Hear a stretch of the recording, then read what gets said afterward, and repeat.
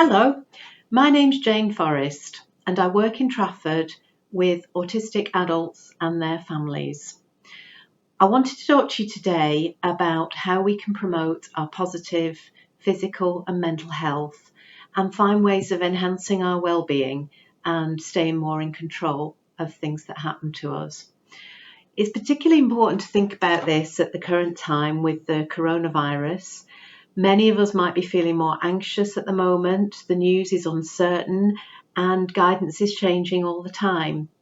Some people may have lost their jobs and other people might be living alone or living with family when they're not used to that. Autistic adults can be particularly prone to feeling anxious at the best of times, and at the moment I'm getting asked a lot of questions about how people can cope and how they can manage in a situation where they don't always feel completely in control. So I'm hoping that the tips that we discussed today might be useful to people who hear about them. The 5 ways to well-being are based on a solid sort of evidence base, and they were looking at things that people can do to positively enhance their well-being, connectedness and control.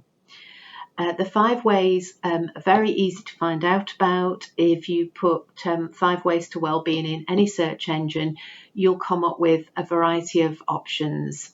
The original research was done by an organisation called the New Economics Foundation, but if you look on a website like Mind's website, mind.org.uk, you can also find information about the 5 ways, and you can download things like posters, postcards, and other tips that may be useful for you. So I'll talk you through what the 5 ways to well-being is and how you might be able to incorporate these into your daily life. Obviously, things are a little bit different at the moment, and some of the things that we might have been suggesting 6 months ago, we've had to modify now.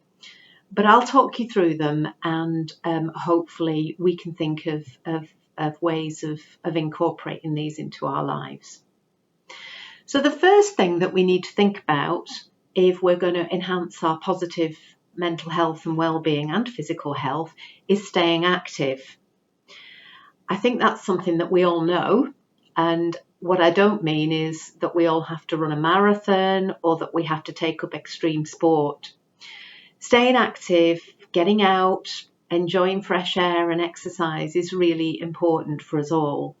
It makes us feel better, it reduces anxiety, and it can help with things like sort of weight control and body image and generally how we feel about ourselves. At the current time, staying active is a little more challenging, perhaps than it used to be. If we like to run, for example, it's no longer possible to go for a run with a friend unless it's somebody that we live with, a partner or a close family member. But going for a run, going out once a day and exercising is certainly an option for people. Going for a walk can also be just as useful. If you've got a pet, if you've got a dog that needs exercising, staying active is a really lovely way of keeping in touch with your pet and spending more time with them. So finding things to do, cycling's another thing. If you've got a bike, get it out, get back on your bike. All of those things can really help us at this time. So staying active is vital. If you're somebody who's not able to get out and about, there might be other things you can do to stay active. I've been looking online and there's so much information about online Keep Fit. Joe Wicks is on every day doing his Keep Fit exercises. I've been looking at online Pilates, online yoga. There's an awful lot that you can do. And if all else fails, you can clean the house from top to bottom and get a really good workout. So staying active is the first of the 5 ways. The second of the 5 ways is more about our sort of mental health, really, and our connectedness. And that's about the second way is keep learning. We all know that the best way of keeping young and keeping connected is to keep our brains active. Brain teasers, crosswords, all of those things can help to keep our brains active. So what is it that you would like to learn? Maybe this is a good time when we've got more time on our hands, we're inside a bit more, less demands on us. What kind of things would you like to learn?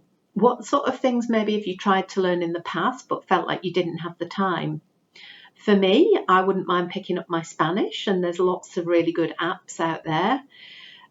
For other people, it might be learning to repair that bike that's been in the shed for a while, or learning a bit about the plants in your garden, or reading about a particular period of history, or reading the latest novel by your favourite author. So keeping our brain engaged, active and curious is a really important way of staying connected, staying well and staying content.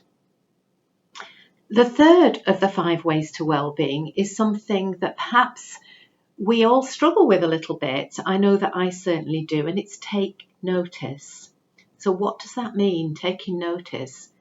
I don't know about you, but I spend a lot of my life on autopilot, rushing from one thing to another, worrying about the things that are on my to-do list, thinking about the conversation that I had with someone yesterday, and generally thinking and overthinking sometimes. And I know from talking to many autistic people that overthinking things can be something that raises anxiety and prevents us from focusing on what it is we're doing now.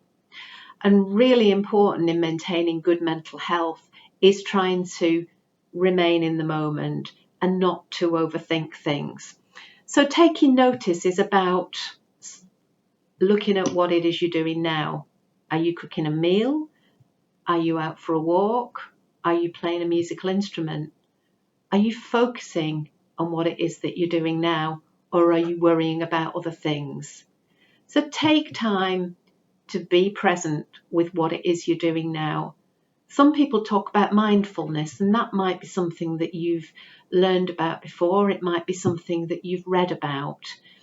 Meditation and mindfulness can be helpful, but also just paying attention to what you're doing at the present time can be a really good way of slowing down your thoughts and calming your emotions. So paying attention. And if you do that whilst you're getting out and about, whilst you're taking exercise, if you notice the trees, if you pay attention to the sounds, that can be a really lovely way of connecting with the world around you.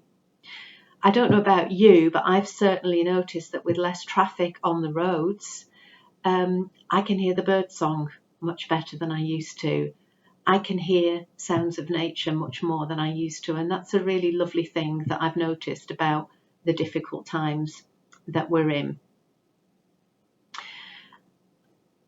The next of the 5 ways that I want to talk to you about is connect. Connecting is different for all of us. My connecting might be different from your connecting, but connecting with other people is a really good way of feeling useful and of maintaining your positive mental health and optimism. Connecting at the moment is a little more problematic than it used to be. So unless you've got people living with you, physically connecting might be something that you're doing less of. We're going to the shops, but we're having to keep our social distance from people. We're going out for a walk, but again, we're having to distance ourselves physically. But that doesn't mean we can't connect emotionally and socially with people. And it's really good for us to be able to do that. Many autistic people who struggle to connect face to face and find being in big groups anxiety provoking are really good at connecting in more remote ways. So online, WhatsApp groups, Facebook, email, all of those things are things that you might prefer. And at this current time, those sorts of things are really positive ways of connecting with people. FaceTime Actually being able to see the person you want to talk to can really help to reduce any feelings of isolation and loneliness that you might be feeling at the moment. So connecting is really important for us. And finally, the fifth way to well-being that is essential really for our physical health, our mental health and our connectedness is giving back. Giving back is something that may not be talked about as often as the other things, but giving back is about making a contribution to the world that we live in, feeling useful, reaching out to other people and offering support to them. Often we really struggle with this if we find it hard to relate to other people, but there's so many ways that we can give back. Maybe at the moment that's more difficult because we're not able to be as physically connected to people, but there's many ways that we can give back. We might email somebody that we know is lonely. We might offer to do some shopping for an elderly neighbour that we know is struggling. We might online support our local charity. We might just reach out to other people in lots of ways and notice when other people maybe are struggling more than us. So there they are. Those are the 5 ways to well-being. And the theory has it, and the evidence shows that if we pay attention to all of those 5 ways in our life, then our physical health and our mental well-being and connectedness and feeling of control will be enhanced. So what I'd suggest to you is to think about the 5 ways. Think about areas perhaps where you might be a little short. So perhaps you're not as active as you could be. Maybe think about something that you could do. Maybe plan a short walk. And it's always useful to commit to that. Maybe tell somebody else that's what you're going to do. And plan that and try and keep that up and see how you feel about that. So the idea is that over the course of your week, over the course of your month, you have fulfillment in each of the 5 ways. So I hope that that's explained what I mean. Look up the resources, look up the 5 ways to well-being, and good luck with practicing and coming up with inventive ways of trying some of the activities in our current situation. Goodbye for now and stay safe and well. Thank you.